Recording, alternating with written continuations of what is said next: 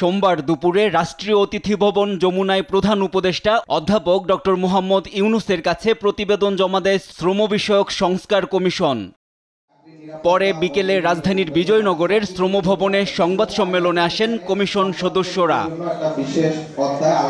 এই সময় শ্রম সংস্কার কমিশনের প্রধান বলেন, শ্রমিকের মত প্রকাশের স্বাধীনতা নিশ্চিতে ট্রেড ইউনিয়নের শর্ত শিথিল, শ্রম সংক্রান্ত প্রতিষ্ঠানসমূহের কার্যকারিতা, স্বচ্ছতা, জবাবদিহিতা ও তথ্য প্রাপ্তির অধিকার এবং নিরাপদ কর্মপরিবেশ ও পেশাগত স্বাস্থ্য নিশ্চিত করা সহ 25টি মূল সুপারিশ করেছে কমিশন।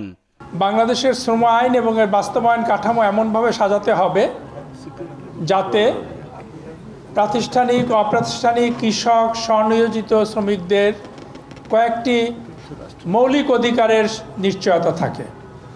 এটা হচ্ছে আমাদের প্রথম সুপারিশ। গণমাধ্যম কর্মীদের সহায়তায় বিশেষ আইনের সুপারিশ করেছে কমিশন বলেও জানান কমিশনের প্রধান।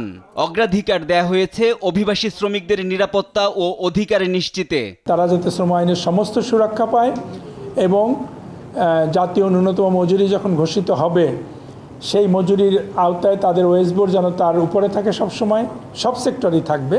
এদিকে বিকেলে সংবাদ সম্মেলনে শ্রম সংস্কার কমিশনের রিপোর্ট নিয়ে কথা বলেন উপপ্রেস সচিব আবুল কালাম আজাদ। আমাদের দেশে 8 কোটি শ্রমজীবী মানুষ আছে, তাদের মধ্যে 85% মানুষ অর্থাৎ 7 কোটি শ্রমিকেরই কোনো আইনি সুরক্ষা নাই।